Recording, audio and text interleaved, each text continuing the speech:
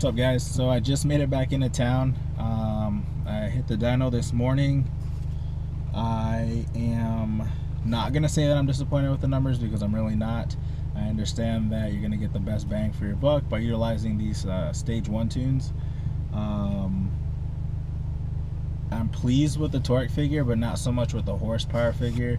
I attribute that to the freakish 305 that we hit last time around.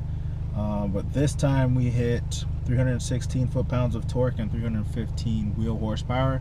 So that's a gain of 42 wheel torque and 10 wheel horsepower. Again, I'm sure that the actual horsepower figure was more in like the high 270s, low 280s, so that would kind of make the bump in power this time around a little more appealing, or it would be better if there was more than just a 10 wheel horsepower increase. But aside, like that's not even something that's bothering me at this point. On my drive back into town, I kind of had a moment to, or had a chance to think about things, and honestly these peak numbers don't really mean anything when it comes to day-to-day driving or real world driving. You're only making peak power at a certain point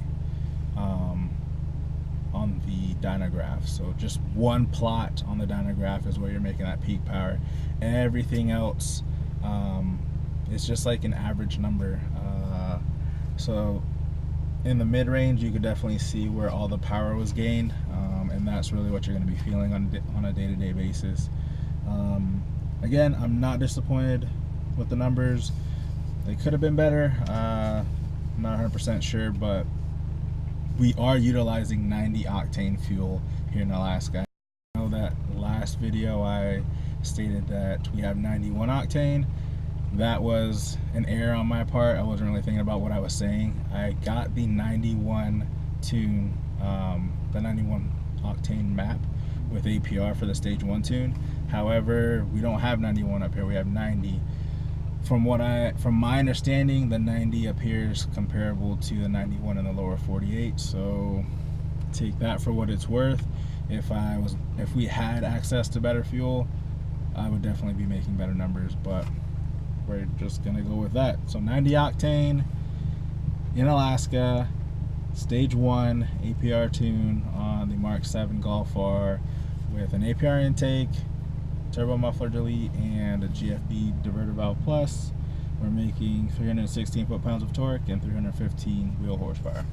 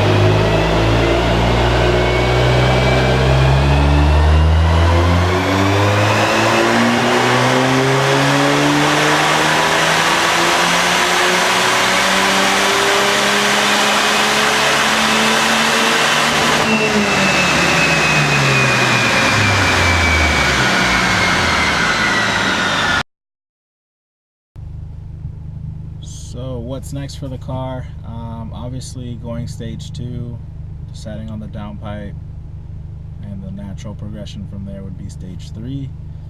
Aside from that, the only other thing I'm considering doing to the car is bagging it. I just want to be able to have the best of both worlds, and by that I mean I want to be able to slam the shit out of the car and not have to worry about not going to, I don't know, avoiding certain areas because I can't get there due to the car being too low. So I want that adjustability on the fly. So The kit I'm looking at is the E-Level from APR. But again, I'm still researching all that. That system is amazing from everything I've read and seen on the system. It's definitely something I want to do. However, maybe it'd be better to start off with something a little more budget minded. But I don't know. I just have to see what I really want to do, which direction I want to take.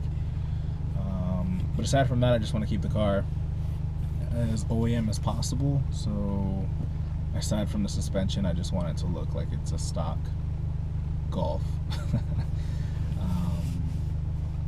But yeah, so stick around.